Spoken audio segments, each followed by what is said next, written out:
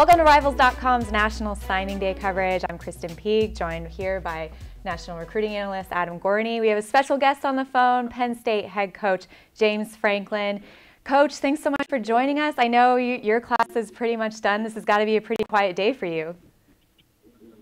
Yeah, obviously, this has been different, I think, for everybody, for the coaches, for the recruits, for high school coaches, the fans, the media. It's been everybody. It's been different for everybody. And for us this year, we signed 98% of our class on the first signing day, and I think that was, fairly common, I think, within the industry that the majority of your class was signed. So for us, we were really only waiting on a decision on one guy today. So yeah, overall, I'm pleased with the progress that we're making. James, I don't know if you know this, but I'm class of 2003 Penn State. First question, serious one, is the grilled sticky the best dessert known to mankind? Well, between that and the Penn State Creamery ice cream, when you can combine those two, you got something pretty magical. Serious note, top 5 class for you guys. How happy are you with it? Do you think it was coming off the Rose Bowl and the Fiesta Bowl win?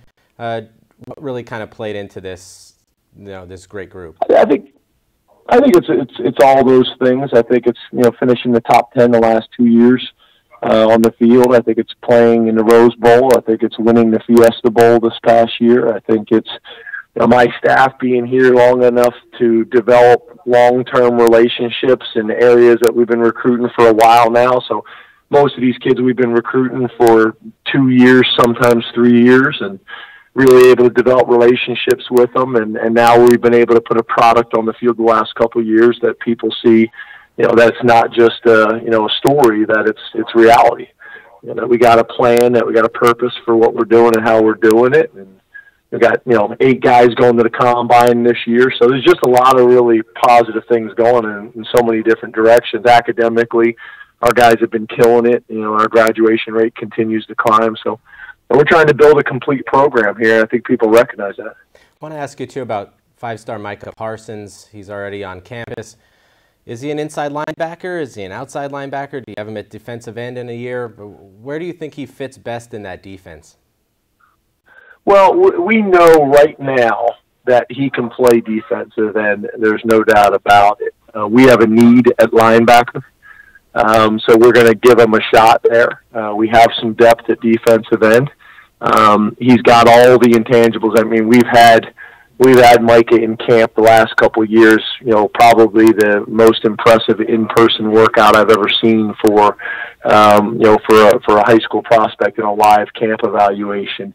We had a defensive back that we were recruiting that, we ended up not signing, and he ended up signing in the Big Ten, and that kid was in camp, and Micah was playing wide receiver against him and burned him on a go route about 5 times in a row.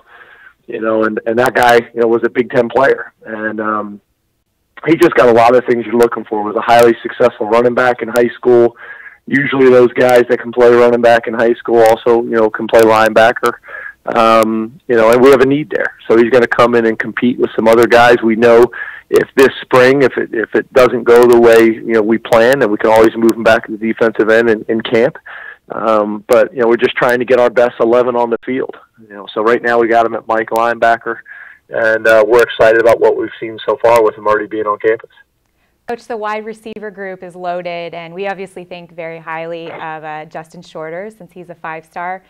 Break down his strengths and just his position and that position in general. Well, he looks like a grown man. I mean, you see him, he's legitimately 6'4", 220 pounds. And doesn't play like it. He plays like a 5'11" guy with great quickness and change of direction. I think the thing that probably jumps out the most about me is you talk about a great kid from a great high school program. He was coached very well. Mom and dad raised him extremely well. I mean, he's a 5-star recruit, and he conducted himself during the recruiting process, like a sleeper recruit. We had no issues with him. He committed. He never went on any other visits. He never talked to any other schools. He helped recruit other players to come here with him. He was as high production as a high school player and as low maintenance of a recruit as you'll ever be around. And to me, if you look, those guys are usually the guys that end up having the most productive careers. So we're really excited about him, not only because of what you see on film, but also his maturity and his approach, the type of student he is, and all those types of things. So we're excited about him. And then, we were able to get Jahan Dotson, a young man from our state, that the game comes very easy to him. He's a very natural athlete. As a football player as well as a basketball player, watching him play there just comes very easy and natural to him. And then the other wide receiver that we've gotten in this class is George. Daniel George is a young man out of Maryland who is powerful and explosive, as a high-level track athlete. His stepdad is his receivers coach at Oxon Hill High School. So you talk about another guy, very mature, really developed, So we're excited. We're excited about what those guys are going to be able to do on the perimeter and open up some opportunities for a guy like Ricky Slade in the backfield. You talk about Ricky Slade. Everyone knows what Saquon Barkley did in State College, and I just want to put on record that I think he got ripped off not being invited to the Heisman Trophy presentation. But what can Slade do? I know Barkley was a once-in-a-generation back, and what does Slade bring to your backfield moving forward here? Well, he's just a dynamic athlete. He's not the biggest guy, but he's put together. He's 5'9", 190. Got great quickness, got great speed, got great vision. Can be a receiver out of the backfield. Been highly productive.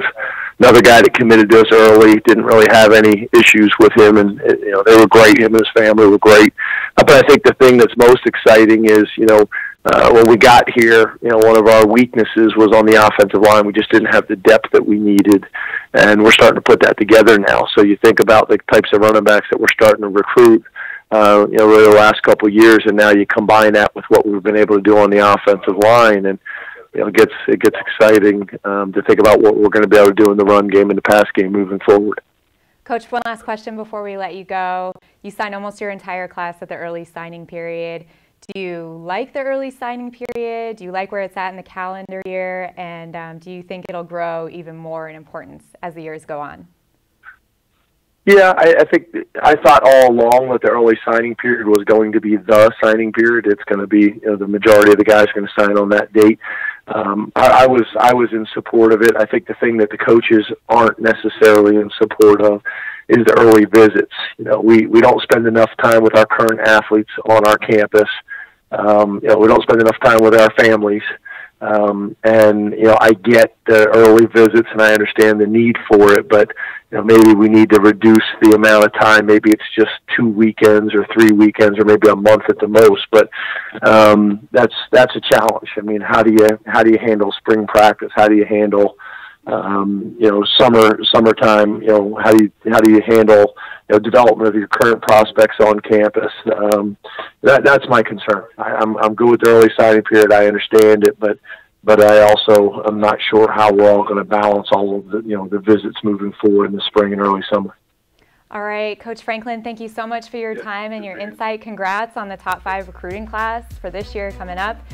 For more continual coverage on National Signing Day, keep it here at Rivals.com.